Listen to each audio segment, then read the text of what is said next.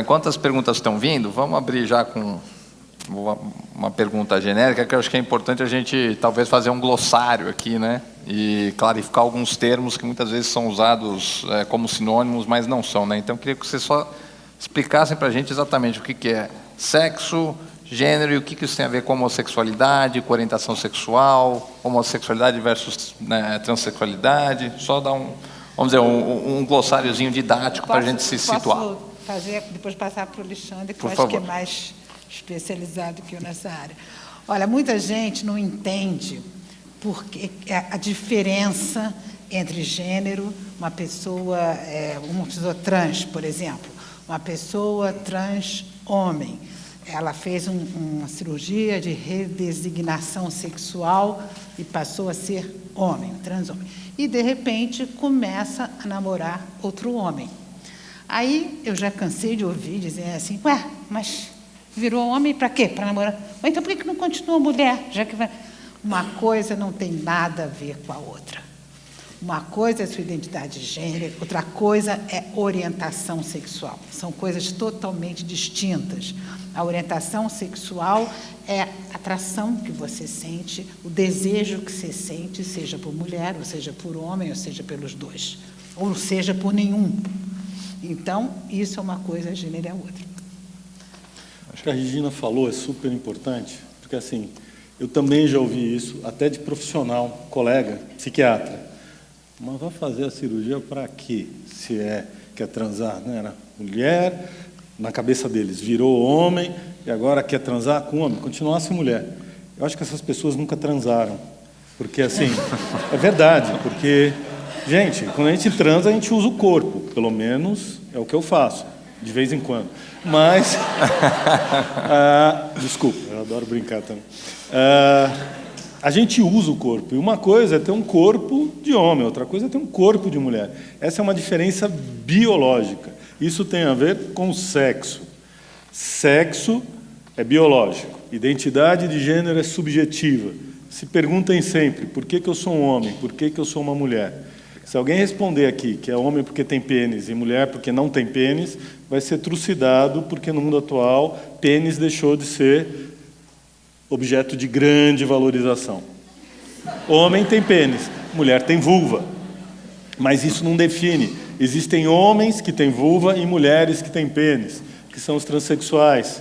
A identidade de gênero é subjetiva. E gênero, que é a característica sociocultural, que é a expressão dessa identidade de gênero, né? Masculino ou feminino ou neutro. Orientação sexual tem a ver com o desejo. Eu desejo alguém que tem o mesmo sexo, a mesma identidade de gênero, ou não. E aí, ou pode ter as duas. Elas se desenvolvem em paralelo, mas são coisas muito distintas. Tanto que existem os transhomossexuais. Começar com uma pergunta da plateia aqui, que acho que vai ajudar a diferenciar também um pouco. Que, Regina, você colocou que você acha que essa divisão muito clara entre o que é masculino e o que é feminino está se dissolvendo, né? Com coisas banais, tipo o homem hoje, né, vai no cabeleireiro, faz sobrancelha, essas coisas que eram impensáveis uns anos atrás. Quer dizer, as coisas estão se misturando um pouco, mas você não está dizendo que todo mundo vai virar um trans, né? Só diferenciar o que você está colocando isso é ideologia de do Alexandre. gênero. E tem uma pergunta aqui que eu acho que vai um pouco nessa direção, que é como você diferencia uma criança trans de uma criança que está só frustrada com o universo feminino ou masculino com o qual ela precisa se encaixar, né? Então, o gênero cultural versus o gênero mais biológico. Identitário. Não é simples, é algo que acontece ao longo da infância dessa criança, mas as crianças falam dessas questões. É muito interessante, numa triagem, você observar uma criança, um menino, por exemplo, que se encanta pelo universo feminino. Porque na nossa cultura, o universo feminino infantil é muito mais brilhante, colorido, charmoso, cheiroso, brilha tudo, né? E os meninos, muitas vezes, se encantam por esse universo. O universo masculino é o quê? Azul, marrom, cinza, preto, bonequinho, briga, super-herói que dá porrada, músculo. É outra dimensão. Então, as crianças, elas mostram para a gente, e elas falam disso, o que é um encantamento e o que é ela se identificar como menina. Tem crianças que falam, eu tenho um pênis, mas eu quero ser menina. Tem outras crianças que falam, eu tenho um pênis que eu não gosto e eu sou uma menina. Eu não sei por que eu nasci com isso. Tem vários graus de profundidade que uma criança pode ter. O nosso papel não é dizer para ela, você é menino, você é menina, você é louca. Não. Nosso papel é dizer para essa criança que ela pode ser e vivenciar o que ela quiser. Para os pais é um grande sofrimento, mas hoje, desculpa só me estender um pouco, claro, Regina, mas assim, quando a gente começou a trabalhar com crianças, ainda vinham alguns pais que chegavam para a gente, olha, essa barbaridade aí eu não quero, eu trouxe aqui para o senhor resolver, porque tem que ser homem e tem que ser mulher. E a gente não resolve isso. Hoje em dia mudou, as famílias chegam muito sofridas por conta dos seus valores, mas respeitando a criança e querendo saber como que pode facilitar a vida desse filho ou dessa filha para o desenvolvimento ser o menos sofrido, sofrer menos consequências da vida social que essa criança vai ter. E por isso que seria importante realmente haver discussão sobre gênero nas escolas, né? Porque as crianças sofrem bullying, é um sofrimento atroz, porque não são aceitas, são vistas como pessoas defeituosas, enfim, é uma coisa horrível e eu acho que está na hora, as pessoas estão começando a abrir, até os pais, como você está falando, estão começando aos pouquinhos a perceber que é muito mais importante o seu filho ter uma vida satisfatória, viver alegre, contente, do que ficar eternamente sofrido, né? Isso é muito importante. Que papel você acha que a mídia tem tido nisso? Por exemplo, a gente vê personagens trans em novelas, né, de grande repercussão, tal. Isso está ajudando? Eu trabalho num programa de TV, que eu não sei se vocês conhecem, Amor e Sexo, conhecem? Que é um programa que eu fiz 6 temporadas como especialista desse programa. E é impressionante a contribuição que o programa trouxe para essa questão. Quer dizer, é uma luta contra o machismo, uma luta contra a homofobia e uma luta contra a transfobia também. Então, a gente, em quase todas as temporadas, tivemos vários programas mostrando isso, tentando naturalizar essa questão, porque quanto mais as pessoas percebem como natural, menos preconceitos, menos ataques, porque aquela história que todo mundo fala, a gente tem que falar, que o Brasil é o país que mais mata transexuais, né? E, enfim, é uma coisa absurda, uma estatística vergonhosa. Então, eu acho que a mídia, de alguma forma, está acordando para isso também. A mídia tem um papel fundamental. A novela que a Globo fez com um rapaz trans, lá, o Ivan, gera nas pessoas dúvidas e questões que elas começam a discutir. Eu brinco, eu falo, eu vou em batizado de boneca, eu vou em festa de aniversário de cachorro para falar do tema, eu vou em qualquer lugar que me convide, porque eu gosto de falar e adoro falar sobre esse assunto. E para divulgar, porque as pessoas precisam saber que é algo que está aí, está acontecendo. Por menos que a política educacional queira envolver as escolas na questão da identidade de gênero, as crianças estão aí, os adolescentes estão aí, eles estão dentro das escolas. E as escolas estão tendo que se adaptar a isso. Por menos que não tenha uma política pública voltada para isso, vai acontecer, independente se eu quero, se eu acredito ou não. E a mídia tem um papel muito importante nisso. Fundamental. Alexandre, pergunta aqui da plateia, a transexualidade não é uma forma de transtorno de imagem corporal, como ocorre na anorexia, por exemplo? Essa é uma pergunta bem legal em termos psicopatológicos. Então, vamos dar uma aula de psiquiatria, de psicopatologia. Vocês têm quanto tempo? Em 3 minutos. Responder isso em 3 minutos é difícil. O que eu vou te dizer é que vai além de uma imagem corporal. O corpo não é vivido como seu. Não é um transtorno dismórfico corporal, não é uma questão de imagem corporal pura e simplesmente, é uma questão de identidade, é uma vivência subjetiva. A pessoa sabe que tem aquele corpo, não se aceita naquele corpo, e é diferente, por exemplo, de uma anorexia, que a menina, o menino, mas mais em meninas, está magérrima, esquelética, mas ela se percebe gorda ainda. Aqui, não. Eu não pertenço a esse corpo precisa ser modificado para eu poder realmente ser quem eu sou. E não adianta simplesmente as questões de gênero, me vestir como uma mulher se eu sou uma mulher. Eu tenho que ter esse corpo de mulher, pensando em transexual. Tem outras questões de gênero que misturam, que as fronteiras ficam mais frágeis aí. Mas a questão não é de imagem corporal. Espero ter respondido. Algo a acrescentar? Já? Oi? Algo a acrescentar? Não, concordo. Tá.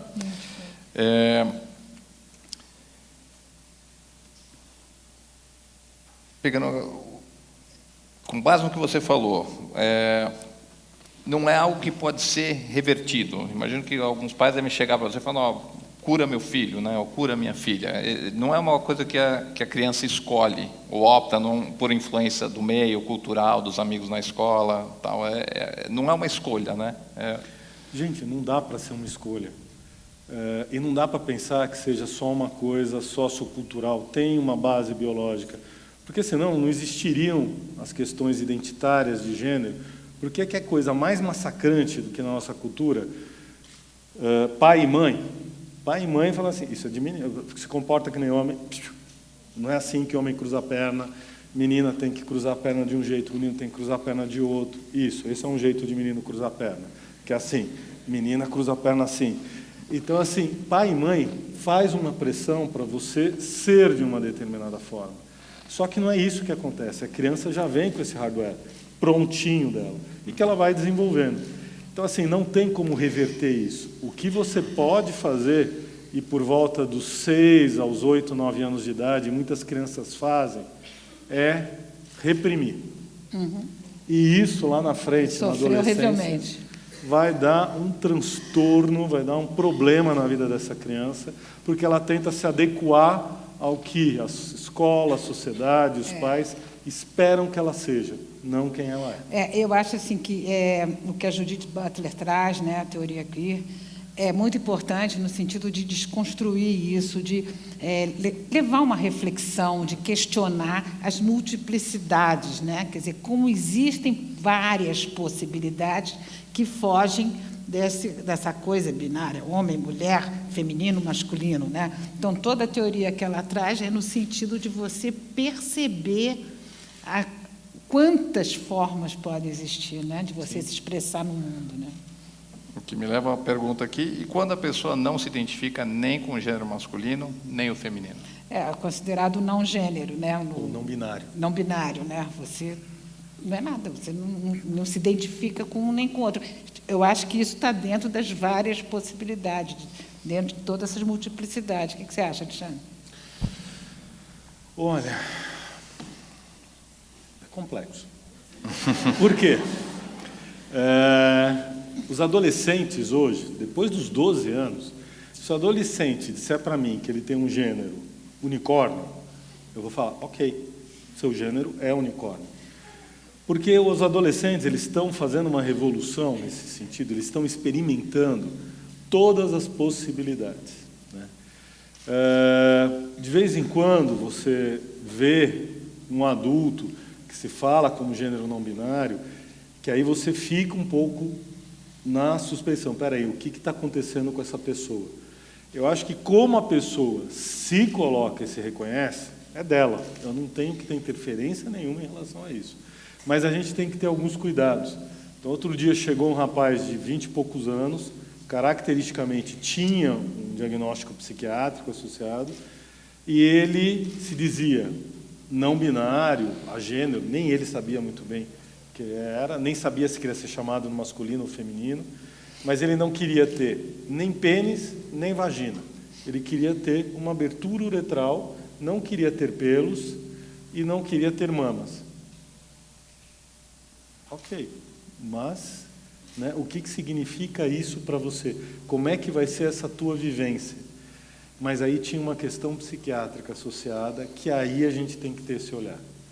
Outras questões de gênero não binário estão aí. Alguns trabalhos falam que é muito mais comum na adolescência do que na fase adulta. A maior parte dos não binários na fase adulta deixam de ser.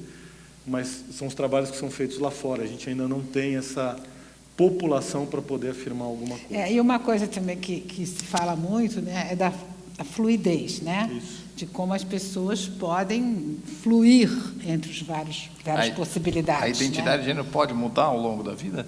Hein? A identidade de gênero pode mudar ao longo da vida? Pode fluir, né? Quer dizer, as pessoas estão de um jeito, daqui a pouco se sentem, se expressam de outro, não é isso, Alexandre? As pessoas podem viver do jeito como elas quiserem. Não tem nada a ver com isso. Agora, quando me procuram para tomar hormônio, para fazer cirurgia, aí eu tenho que ter um olhar muito mais cuidadoso para o que significa isso. Claro. Porque, às vezes, tem outros fatores que estão levando essa pessoa a isso. Agora, por exemplo, criança é muito comum ficar transitando.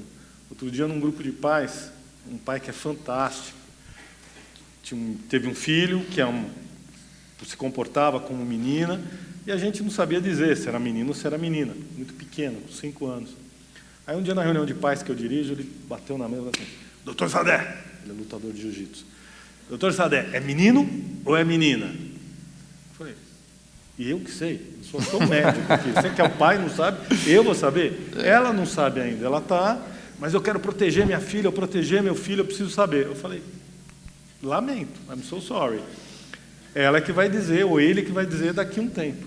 Hoje é uma menina, espoleta, vive como menina, tem o nome de menina, e aí ele está mais calmo, porque agora tem a filha, agora ele pode proteger. Tá certo. Gina, como dar liberdade às crianças para que elas sejam livres no seu descobrimento de gênero? Né? Com relação a que brinquedos você dá, que tipo de roupas você compra, quer dizer, como é que você deixa a criança livre, como um pai, para ela... Eu estou lembrando que outro dia eu li no jornal um casal americano mandou o bebê de uns 6 ou 8 meses para a creche, e na volta veio com um bilhete da professora: mande a sua filha mais feminina, com roupas mais femininas. Aí os pais tinham mandado, por acaso, com um macacãozinho azul, né? Aí eles desenharam um laço num papel bem grande, colaram aqui na testa da menina e mandaram para a escola. Olha, eu acho que em relação aos brinquedos, em relação às roupas, a criança escolhe o que ela quer brincar. A questão do menino brincar de boneca é um drama para muitos pais, né? Cansei de ver pai, quando o filho vai brincar com as priminhas que estão brincando de comidinha, bonequinho, o pai entra em pânico e fala: fulaninho, vem jogar bola, vem aqui. Quer dizer, com pânico, não sei de quê, depois não sabe por que não divide o trabalho com a mulher quando tem filho, né? Não pode pegar boneca, não pode. Então, eu acho que tem que ter liberdade, assim, para escolher brincar do que quiser, se vestir como quiser, falar do jeito que quiser. E você vai, porque a pessoa vai se formando, né? De repente, eu já vi casos, por exemplo, o filho de uma amiga, ele gostava de dançar, aquilo que você falou, né? O universo das meninas é mais colorido, ele gostava de uma roupa, sim, gostava de dançar. A mãe entrava em pânico, mas não foi nada, ele estava gostando de dançar, mas aquilo é considerado feminino, não pode. Essa ideologia de gênero é que tem que acabar. E vocês acham que é possível abolir o gênero? Você, se libertar de qualquer tipo de classificação? Olha, eu acho assim que essa questão, pegar só o masculino e feminino, acabar completamente, eu não sei, acho difícil, mas eu acho que pode vir a predominar, não haver essa distinção tão forte, ou diminuir a distinção, ou ela praticamente deixar de existir. É uma coisa que a gente está caminhando, né? Quer dizer, no caso isso é masculino e isso é feminino, porque hoje essa fronteira está se dissolvendo, porque é muito difícil ter alguma coisa que interesse uma mulher e não interesse a um homem e vice-versa, né? Quer dizer, mulher joga futebol, isso era impensável, né? Mulher, Copa de futebol, todo mundo era, inclusive, empolgado. proibido até pouco tempo atrás. Não, era pouco antes de eu entrar na universidade, eu estudei na PUC, lá no Rio, as moças não podiam usar calça comprida, que era considerado coisa de homem.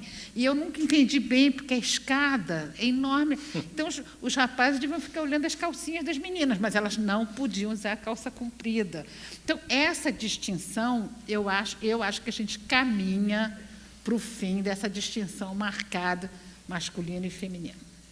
Eu acho que, assim, a minha impressão é que sempre vai existir algum delimitador, mas vai existir uma grande zona que, nos anos 70, era o andrógeno, a androginia, que foi um fenômeno que aconteceu e murchou. Eu acho que a gente funciona muito em ondas também, né? E eu acho que, assim, sempre vai ter o que vai ser masculino, o que vai ter feminino, e as pessoas vão poder escolher. Não precisa ser, eu acho que isso sim, eu acho que tende a mudar. As pessoas escolherem com que elas se identificam, não o que elas são obrigadas a ser. Isso eu já acho uma coisa muito positiva, né? Quer dizer, por mais que volte um pouquinho e tal, mas eu acho que a gente caminha para cada vez mais liberdade na forma de viver, na forma de amar, na forma de se relacionar, né?